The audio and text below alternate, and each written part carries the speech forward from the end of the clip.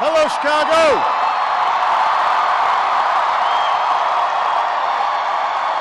It's good to be home. Thank you. Thank you, everybody. Thank you. Thank you. Thank you.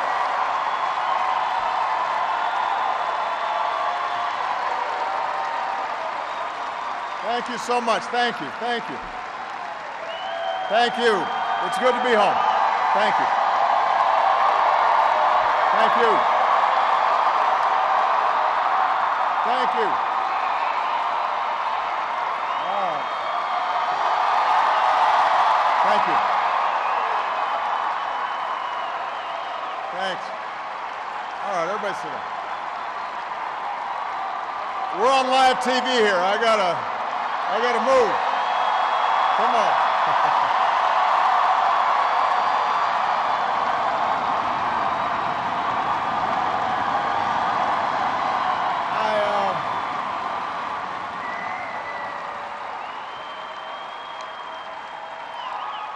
You can tell that I'm you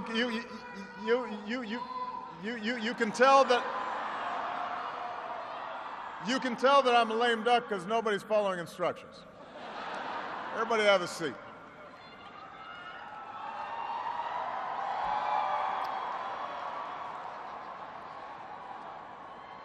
My fellow Americans,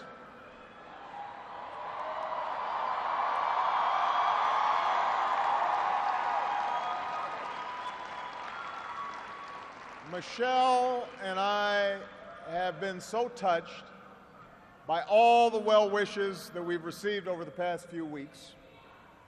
But tonight it's my turn to say thanks.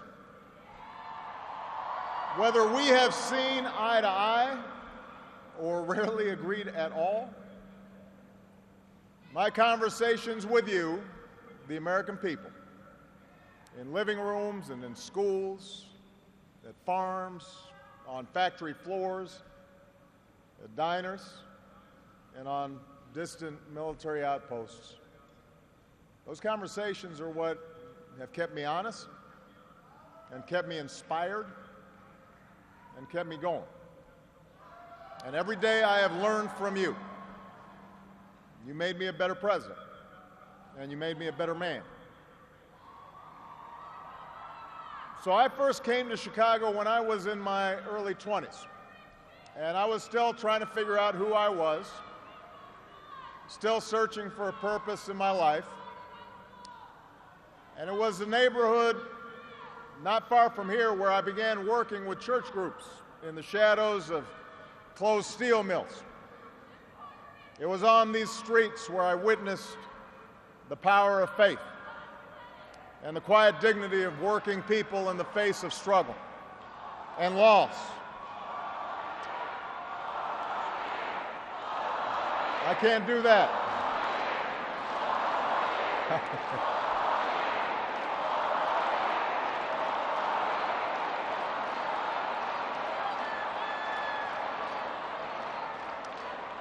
Now, this is where I learned that change only happens when ordinary people get involved and they get engaged and they come together to demand it.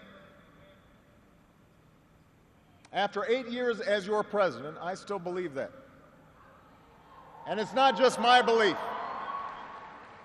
It's the beating heart of our American idea, our bold experiment in self-government.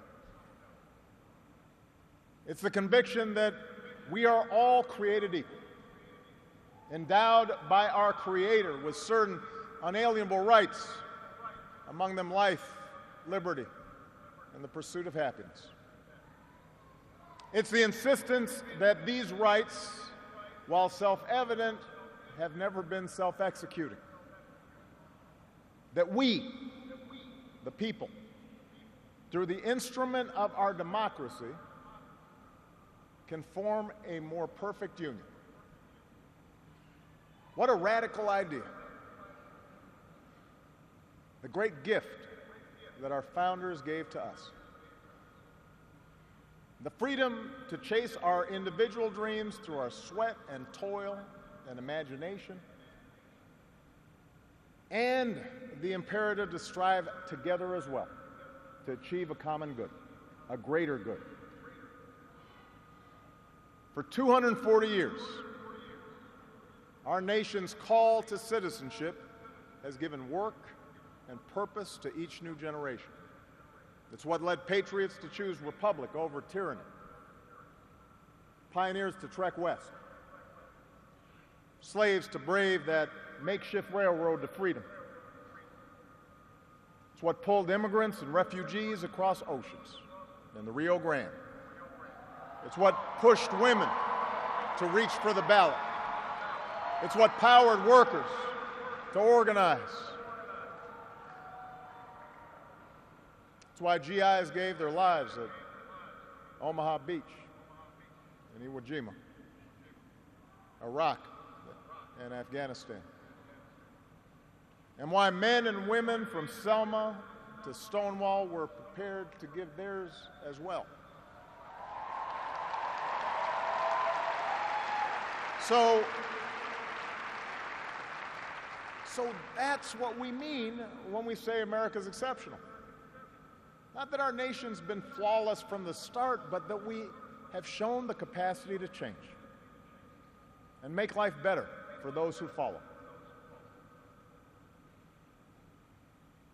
Yes, our progress has been uneven.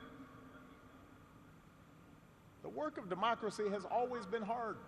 It's always been contentious. Sometimes it's been bloody. For every 2 steps forward, it often feels we take 1 step back. But the long sweep of America has been defined by forward motion, a constant widening of our founding creed to embrace all, and not just some.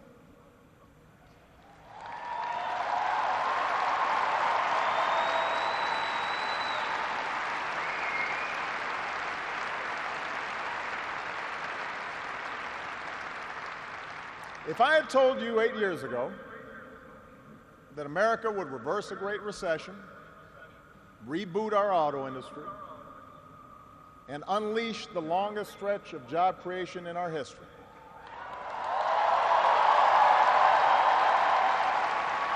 if I had told you that we would open up a new chapter with the Cuban people, shut down Iran's nuclear weapons program without firing a shot, take out the mastermind of 9/11. If I had told you that we would win marriage equality and secure the right to health insurance for another 20 million of our fellow citizens,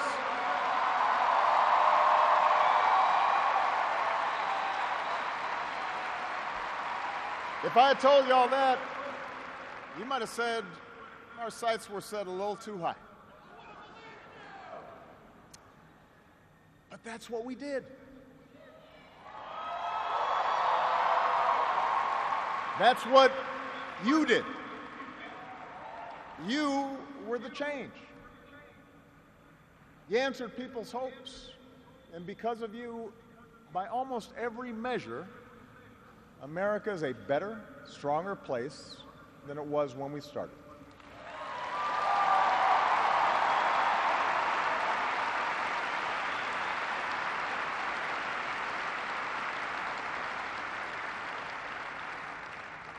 In 10 days, the world will witness a hallmark of our democracy.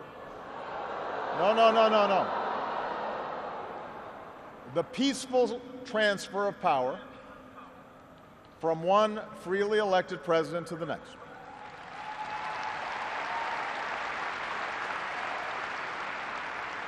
I committed to President-elect Trump that my administration would ensure the smoothest possible transition, just as President Bush did for me. Because it's up to all of us to make sure our government can help us meet the many challenges we still face. We have what we need to do so. We have everything we need to meet those challenges. After all, we remain the wealthiest, most powerful, and most respected nation on earth. Our youth, our drive, our diversity and openness, our boundless capacity for risk and reinvention means that the future should be ours.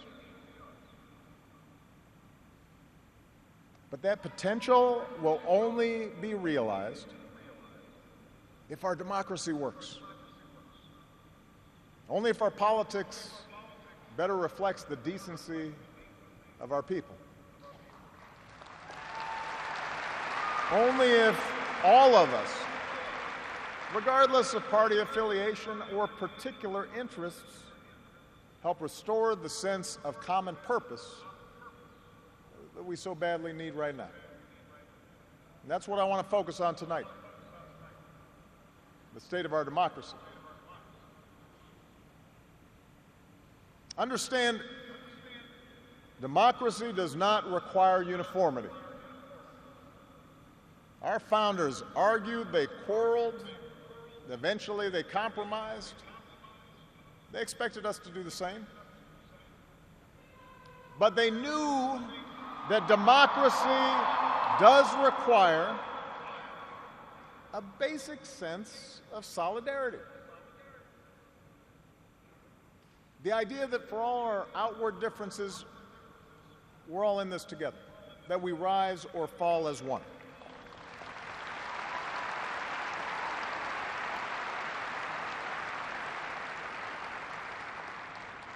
There have been moments throughout our history that threatened that solidarity. And the beginning of this century has been one of those times. A shrinking world, growing inequality, demographic change, and the specter of terrorism. These forces haven't just tested our security and our prosperity, but are testing our democracy as well. And how we meet these challenges to our democracy will determine our ability to educate our kids and create good jobs and protect our homeland. In other words, it will determine our future. To begin with, our democracy won't work without a sense that everyone has economic opportunity.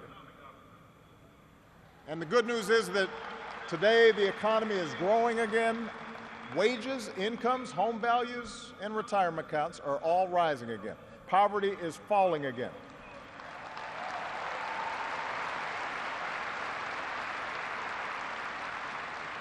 The wealthy are paying a fair share of taxes, even as the stock market shatters records. The unemployment rate is near a 10-year low. The uninsured rate has never, ever been lower.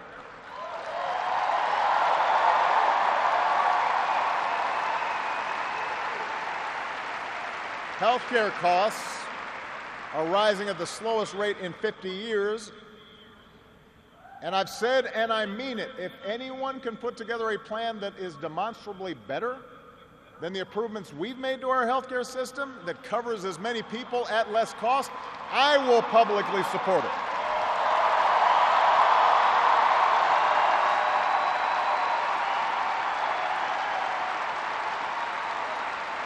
Because that, after all, is why we serve. Not to score points or take credit, but to make people's lives better. But for all the real progress that we've made, we know it's not enough.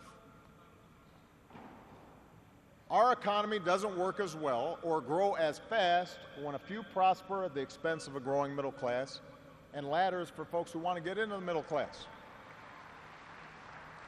That's the economic argument, but stark inequality is also corrosive to our democratic idea. While the top 1% has amassed a bigger share of wealth and income, too many of our families in inner cities and in rural counties have been left behind. The laid-off factory worker, the waitress or healthcare worker who's just barely getting by and struggling to pay the bills. Convinced that the game is fixed against them, that their government only serves the interests of the powerful. That's a recipe for more cynicism and polarization in our politics. Now, there are no quick fixes to this long-term trend. I agree, our trade should be fair and not just free. But the next wave of economic dislocations won't come from overseas. It will come from the relentless pace of automation that makes a lot of good middle-class jobs obsolete. And so we're going to have to forge a new social compact to guarantee all our kids the education they need, to give workers the power to unionize for better wages, to update the social safety net to reflect the way we live now, and make more reforms to the tax code so corporations and individuals who reap the most from this new economy don't avoid their obligations to the country that's made their very success possible.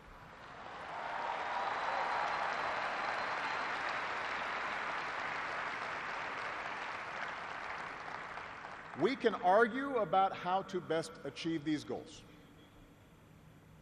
but we can't be complacent about the goals themselves. For if we don't create opportunity for all people, the disaffection and division that has stalled our progress will only sharpen in years to come. There's a second threat to our democracy, and this one is as old as our nation itself. After my election, there was talk of a post-racial America. And such a vision, however well-intended, was never realistic. Race remains a potent and often divisive force in our society. Now, I've lived long enough to know that race relations are better than they were 10 or 20 or 30 years ago, no matter what some folks say. You can see it not just in statistics, you see it in the attitudes of young Americans across the political spectrum. But we're not where we need to be. And all of us have more work to do.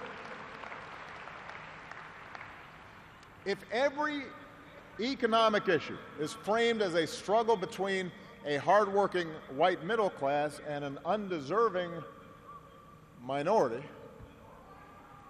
then workers of all shades are going to be left fighting for scraps while the wealthy withdraw further into their private enclaves.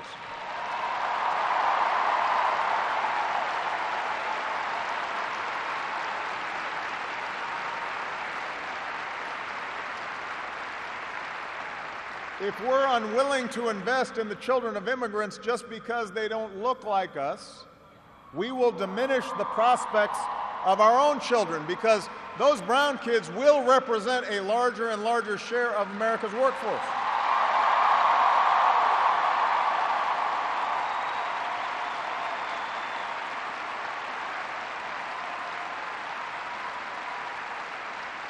And we have shown that our economy doesn't have to be a zero-sum game. Last year, incomes rose for all races, all age groups, for men and for women. So if we're going to be serious about race going forward, we need to uphold laws against discrimination in hiring and in housing and in education and in the criminal justice system. That is what our Constitution and our highest ideals require.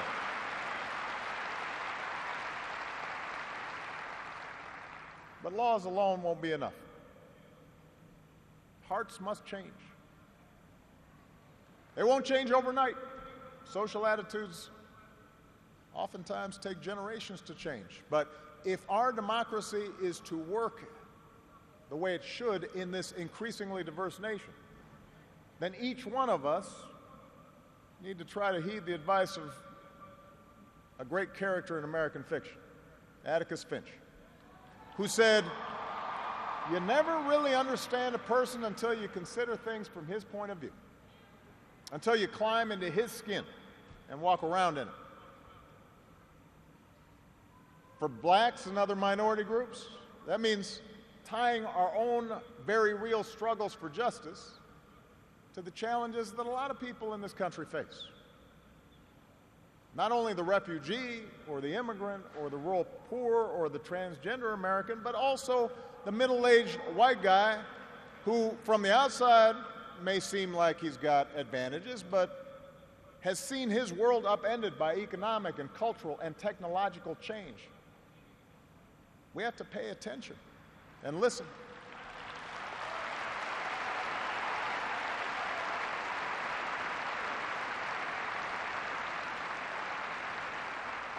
For white Americans, it means acknowledging that the effects of slavery and Jim Crow didn't suddenly vanish in the 60s. That when minority groups voice discontent, they're not just engaging in reverse racism or practicing political correctness. When they wage peaceful protest, they're not demanding special treatment, but the equal treatment that our founders promised.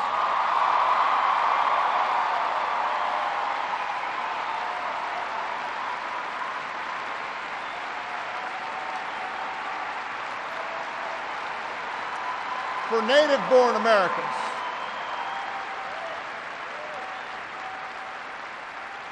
native-born Americans, it means reminding ourselves that the stereotypes about immigrants today were said almost word for word about the Irish and Italians and Poles, who it was said were going to destroy the fundamental character of America. And as it turned out, America wasn't weakened by the presence of these newcomers. These newcomers embraced this nation's creed, and this nation was strengthened. So,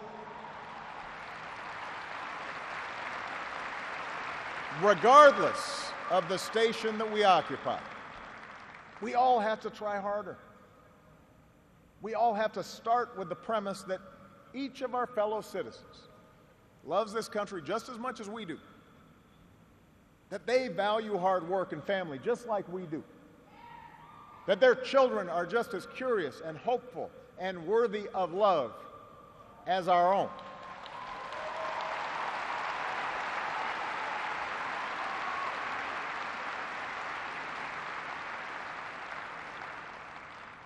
And that's not easy to do. For too many of us, it's become safer to retreat into our own bubbles, whether in our neighborhoods or on college campuses or places of worship, or especially our social media feeds.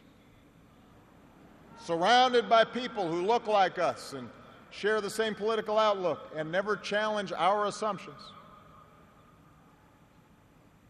And the rise of naked partisanship and increasing economic and regional stratification, the splintering of our media into a channel for every taste.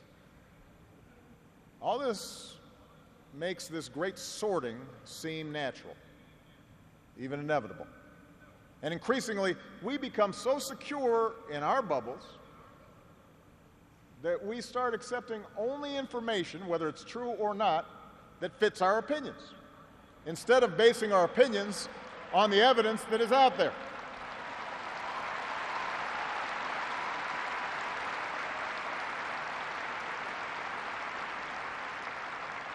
And this trend represents a third threat to our democracy. Look, politics is a battle of ideas. That's how our democracy was designed. In the course of a healthy debate, we prioritize different goals and the different means of reaching them.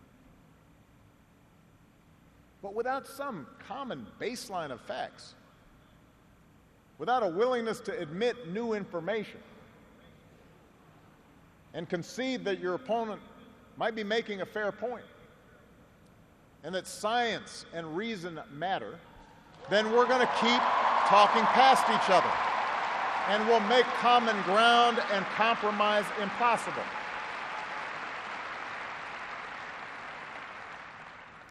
And isn't that part of what so often makes politics dispiriting? How can elected officials rage about deficits when we propose to spend money on preschool for kids, but not when we're cutting taxes for corporations? How do we excuse ethical lapses in our own party, but pounce when the other party does the same thing? It's not just dishonest, this selective sorting of the facts. It's self-defeating. Because, as my mom used to tell me, reality has a way of catching up with you.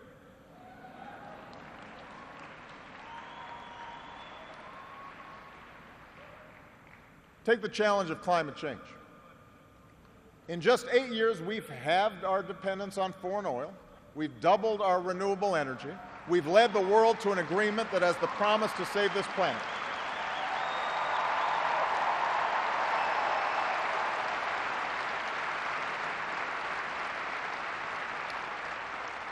But without bolder action, our children won't have time to debate the existence of climate change. They'll be busy dealing with its effects. More environmental disasters, more economic disruptions, waves of climate refugees seeking sanctuary. Now, we can and should argue about the best approach to solve the problem. But to simply deny the problem not only betrays future generations, it betrays the essential spirit of this country, the essential spirit of innovation and practical problem solving that guided our founders.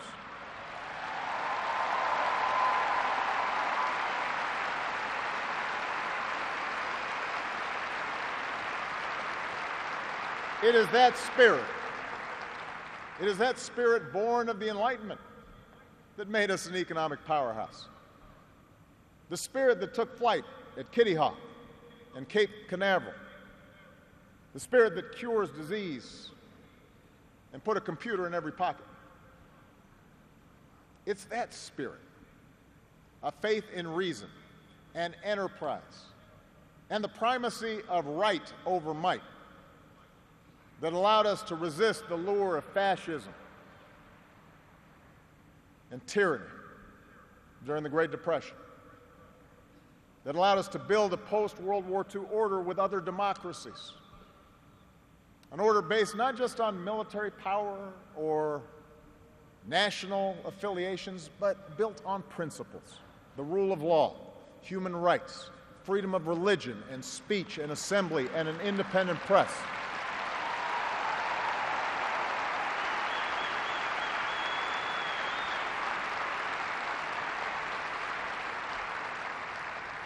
That order is now being challenged.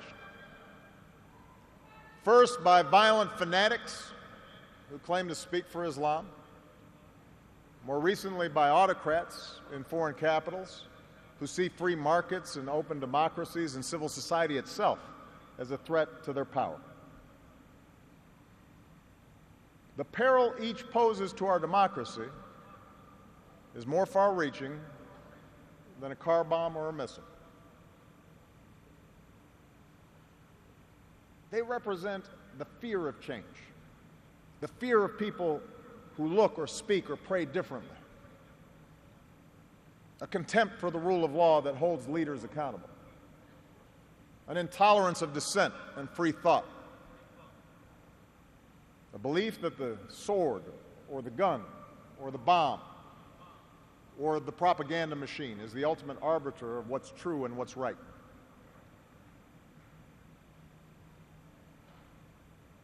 Because of the extraordinary courage of our men and women in uniform, because of our intelligence officers and law enforcement and diplomats who support our troops, no foreign terrorist organization has successfully planned and executed an attack on our homeland these past 8 years. And although Boston and Orlando and San Bernardino and Fort Hood remind us of how dangerous radicalization can be, our law enforcement agencies are more effective and vigilant than ever. We have taken out tens of thousands of terrorists, including bin Laden.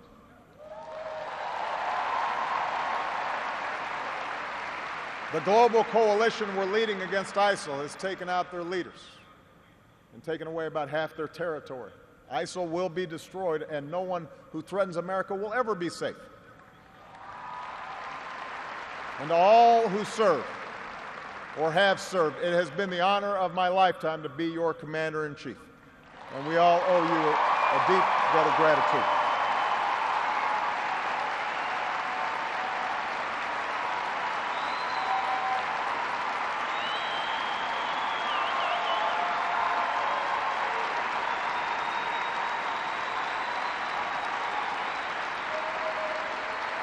But protecting our way of life, that's not just the job of our military. Democracy can buckle when it gives in to fear.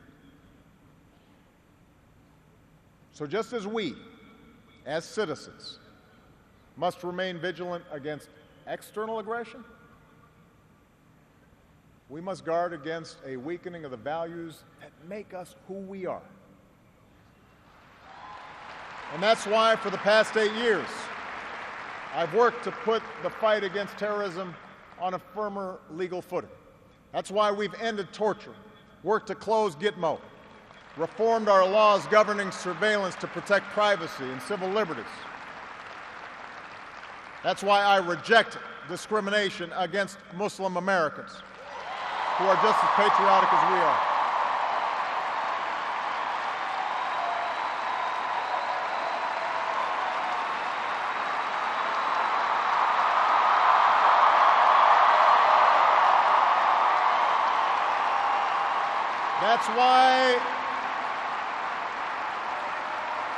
That's why we cannot withdraw.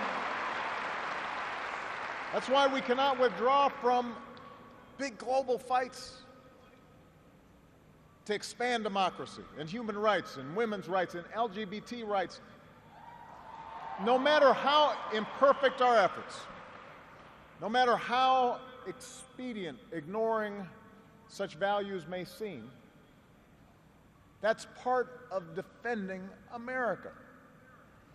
For the fight against extremism and intolerance and sectarianism and chauvinism are of a piece with the fight against authoritarianism and nationalist aggression. If the scope of freedom and respect for the rule of law shrinks around the world, the likelihood of war within and between nations increases, and our own freedoms will eventually be threatened. So let's be vigilant, but not afraid. ISIL will try to kill innocent people, but they cannot defeat America unless we betray our Constitution and our principles in the fight.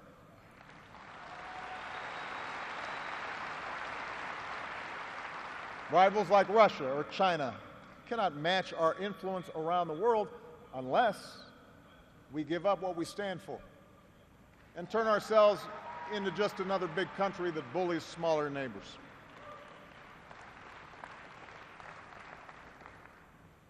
Which brings me to my final point. Our democracy is threatened whenever we take it for granted. All of us, regardless of party, should be throwing ourselves into the task of rebuilding our democratic institutions. When voting rates in America are some of the lowest among advanced democracies, we should be making it easier, not harder, to vote.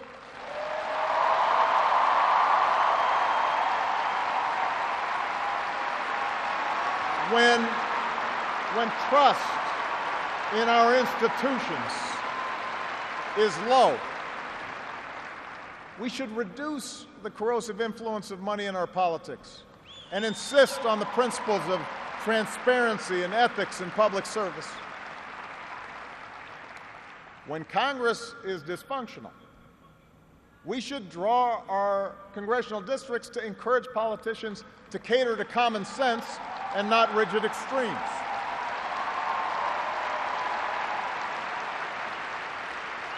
But remember, none of this happens on its own. All of this depends on our participation, on each of us accepting the responsibility of citizenship, regardless of which way the pendulum of power happens to be swinging.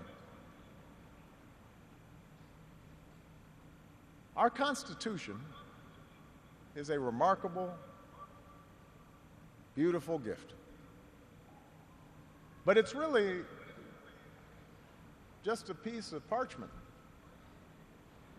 It has no power on its own. We, the people, give it power. We, the people, give it meaning with our participation and with the choices that we make and the alliances that we forge. Whether or not we stand up for our freedoms, whether or not we respect and enforce the rule of law, that's up to us. America's no fragile thing, but the gains of our long journey to freedom are not assured. In his own farewell address, George Washington wrote that self-government is the underpinning of our safety, prosperity, and liberty.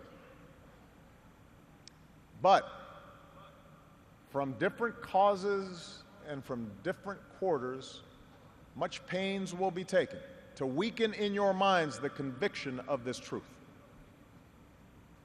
And so we have to preserve this truth with jealous anxiety that we should reject the first dawning of every attempt to alienate any portion of our country from the rest, or to enfeeble the sacred ties that make us one.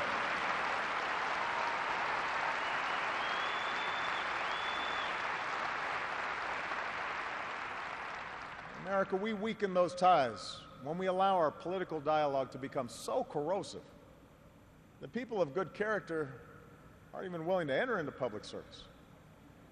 So coarse with rancor that Americans with whom we disagree are seen not just as misguided, but as malevolent. We weaken those ties when we define some of us as more American than others, when we write off the whole system as inevitably corrupt,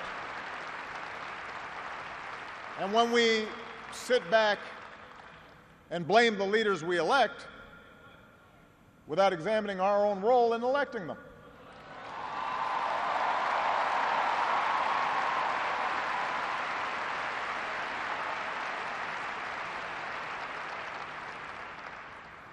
It falls to each of us to be those anxious, jealous guardians of our democracy, to embrace the joyous task we've been given, to continually try to improve this great nation of ours.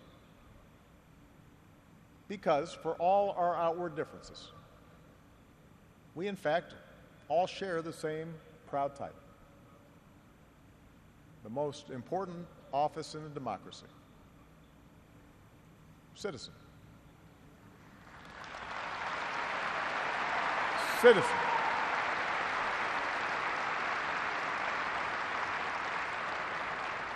So you see, that's what our democracy demands.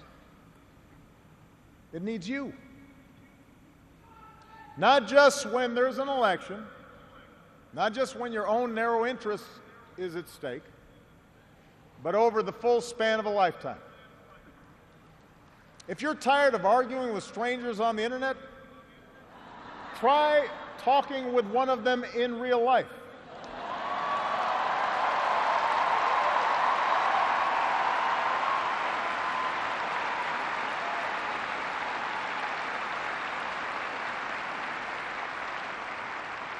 If something needs fixing, then lace up your shoes and do some organizing.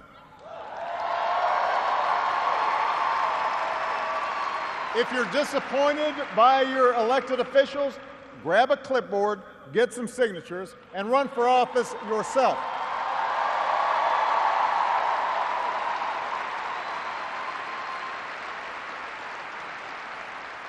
Show up. Dive in. Stay at it. Sometimes you'll win. Sometimes you'll lose. Presuming a reservoir of goodness in other people, that can be a risk. And there will be times when the process will disappoint you. But for those of us fortunate enough to have been part of this work and to see it up close, let me tell you, it can energize and inspire. And more often than not, your faith in America and in Americans will be confirmed. Mine sure has been.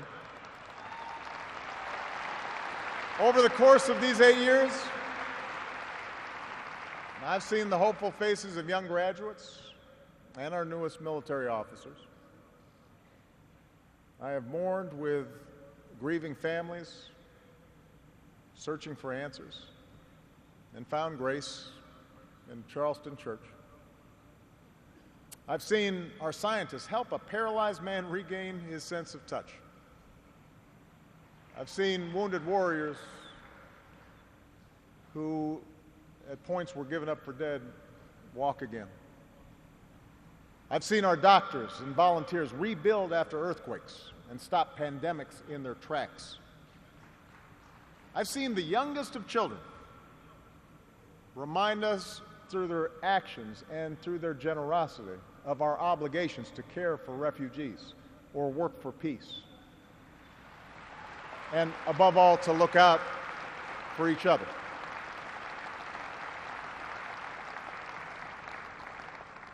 So that faith that I placed all those years ago, not far from here, in the power of ordinary Americans to bring about change, that faith has been rewarded in ways I could not have possibly imagined. And I hope your faith has too. Some of you here tonight or watching at home, you were there with us in 2004, in 2008, 2012.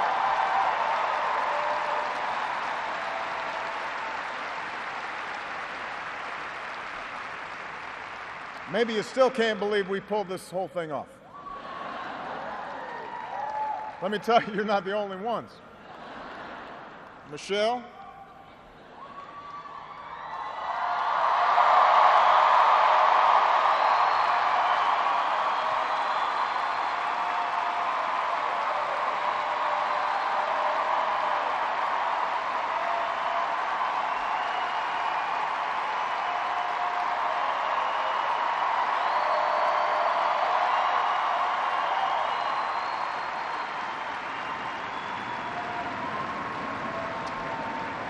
Michelle LaVaughn Robinson, girl of the South Side.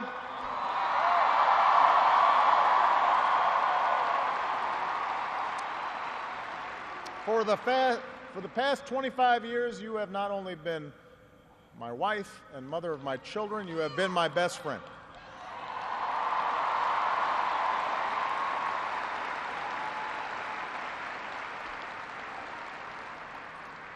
You took on a role you didn't ask for, and you made it your own, with grace and with grit and with style and good humor.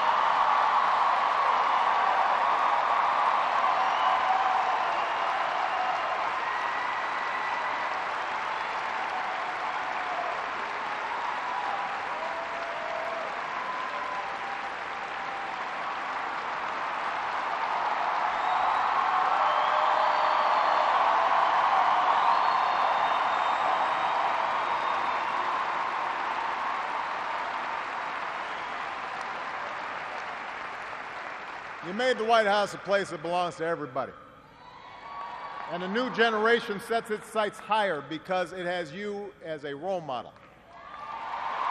So you have made me proud, and you have made the country proud.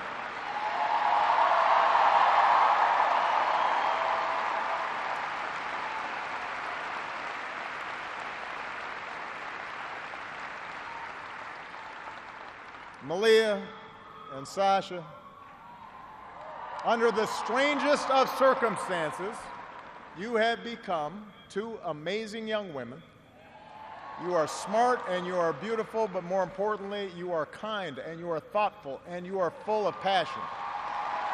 And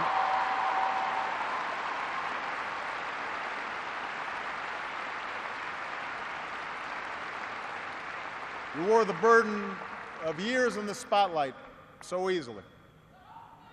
Of all that I have done in my life, I am most proud to be your dad.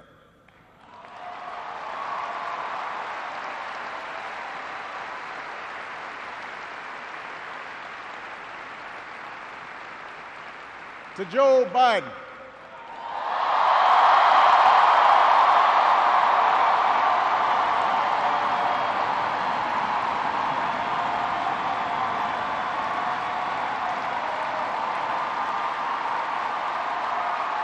the scrappy kid from Scranton who became Delaware's favorite son.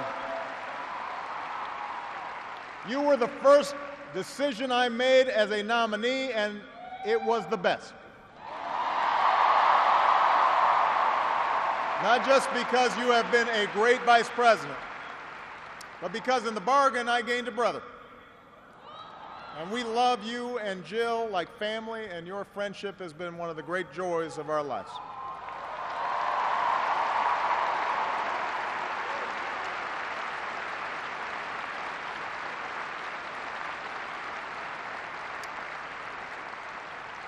To my remarkable staff, for 8 years, and for some of you a whole lot more, I have drawn from your energy, and every day I try to reflect back what you displayed: heart and character and idealism. I've watched you grow up, get married, have kids, start incredible new journeys of your own. Even when times got tough and frustrating, you never let Washington get the better of you. You guarded against cynicism. And the only thing that makes me prouder than all the good that we've done is the thought of all the amazing things that you are going to achieve from here.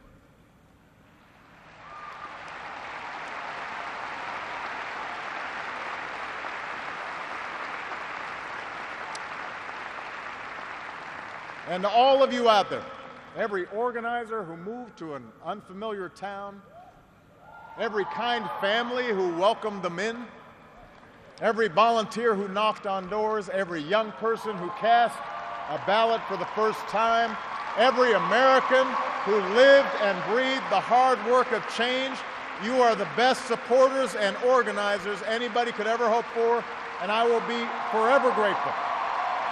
Because you did change the world. You did.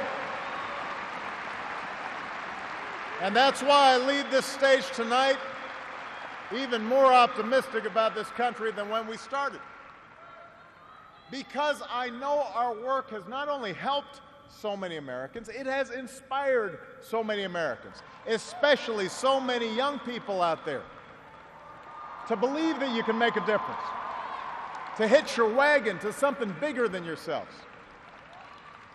Let me tell you, this generation coming up, unselfish, altruistic, creative, patriotic, I've seen you in every corner of the country. You believe in a fair and just and inclusive America. You know that constant change has been America's hallmark, that it's not something to fear, but something to embrace. You are willing to carry this hard work of democracy forward.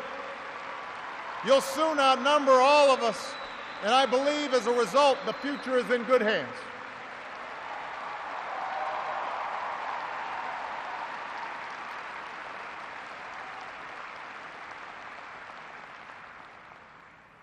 My fellow Americans, it has been the honor of my life to serve you.